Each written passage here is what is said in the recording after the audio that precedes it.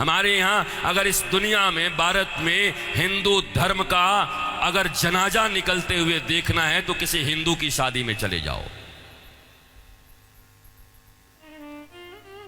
शास्त्र कहता है सूर्यास्त के बाद वेद के मंत्र पढ़े नहीं जा सकते। तुम राक्षसों की तरह अर्धरात्रि में विवाह कर रहे हो। अरे वो काल कुछ और था जब मुगल तुम्हारे यहां थे। रात के अंधेरे में बहू बेटियों को उठाकर ले जाते थे, दिन के उजाले में ले जाते थे, तो रात में छुप छुप करके अंधेरे में विवाह कर दिया करते थे। अब कौन मुगल और कौन अंग्रेज तुम्हारे पीछे पड़ा है? क्यों नहीं तुम सूर्यास्त के पहले विवाह करते हो, अभिजित मुहूर्त में करते हो? वेद तो वही कहता है। तो तुम्हें तो ये भी ज्ञान नहीं है। हिंदू धर्म का डंका लेके घूमते चल रहे हो, डंका पीट रहे हो हिंदू धर्म का। तुम्हारे विवाह में देवताओं का कितना अपमान होता है। अरे विवाह में दो प्रकार के कार्ड बनाओ। विवाह एक संस्कार है, विवाह एक यज्ञ है। अरे भैया, खाने पीने खिलाने वाले के लिए एक दिन रिसेप्शन जो करते हो कर दिया करना, पर विवाह में बड़े लिमिटेड लोगों को बुलाया करो। अपने परिवार, वो भी जो सनातन संस्कृति को मानते हैं, पवित्र रहते हैं। विवाह संस्कार में देवता आते हैं तुम्हारे द्वारा किए गए यज्ञ के भाग को लेने के लिए। अरे नाक पोंछते हुए, कान खुजाते हुए, पता नहीं क्या क्या करते हुए अगर तुम किसी को भोजन दो तो तुम्हारा बच्चा भोजन नहीं करता। ऐसे ऐसे आंख करके बच्चे को दो। शी मम्मी, कितनी गंदी हो तुम। और देवता आते हैं तुम्हारे बेटे और बेटियों के विवाह में। वो एक यज्ञ होता है। कोई शराब पी के खड़ा होता है, कोई गांजा पी के खड़ा होता है, कोई गुटके खाए रहता है, चमड़े के बेल्ट पहने रहते हैं, जूते पहने रहते हैं। 3 घंटे तक दूल्हा उपवास नहीं रह सकता। कोई फूफा बन के पेप्सी ढकेल देता है, कोई जीजा बन के कोक ढकेल देता है। अरे आज 3 घंटे जो अपने सिया को, अपनी जानकी को पाने के लिए उपवास तक नहीं कर सकता, वो क्या पालेगा अपनी पत्नी को, धर्म पत्नी को? ये कोई विवाह है?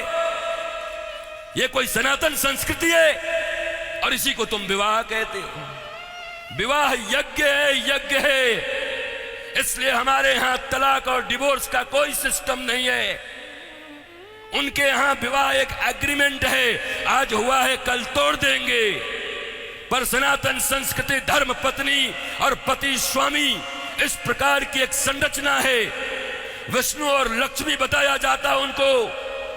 तुम कौन से विवाह कर रहे हो? अंग्रेजों के पिट्ठुओं, अंग्रेजों के गुलाम बड़े बन गए हो।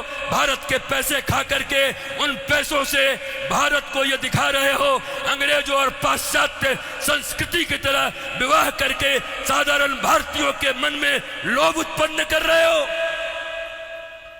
और ये समाज के अग्रणी लोग बने हुए हैं, ये समाज के श्रेष्ठ लोग बने हुए हैं, ये समाज को दिशा दिखा रहे हैं, ये समाज को भोंडा प्रदर्शन कर रहे हैं, अपने दन का लोगों को दिखा रहे हैं। एक गरीब बेचारा विवाह करने में भी लज्जा करता है, इतना आडंबर बना दिया।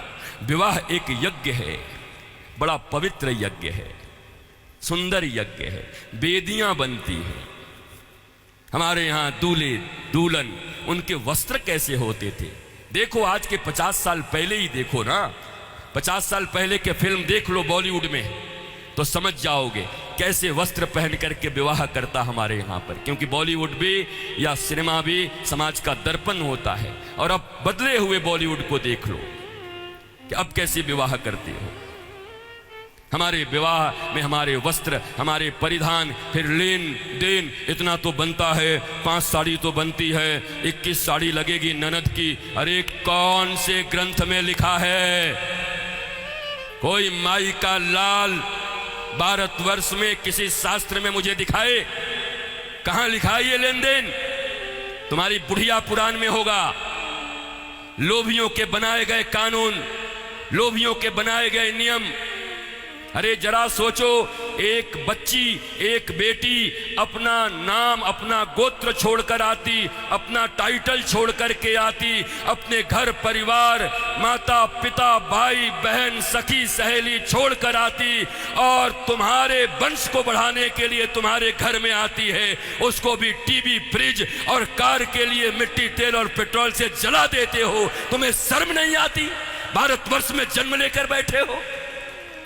तुम्हारी बाजुओं और भुजाओं में अगर शक्ति है तो अपने पैसे से कार खरीद लो, अपने पैसे से फ्रिज खरीद लो, क्योंकि छोटी छोटी बच्चियों के पिता तो बचपन से उसके लिए खिलौना खरीदते रहते हैं। जब छोटी रहती है 5 रुपए का, थोड़ी बड़ी हो जाती है थोड़ा और बड़ा, थोड़ी बड़ी हो गई साइकिल खरीद लिया, थोड़ी बड़ी हो गई स्कूटी खरीद दिया, और बड़ी हो गई अच्छे घर के हैं कार खरीद दिया 5 लाख का, और एक दिन फिर जा करके 5 करोड़ में एक गुड्डा खरीद के ला के दे दिया। तो खरीदे हुए सामान की जो इज्जत होती है वही दूल्हे की भी इज्जत होती है। दूल्हा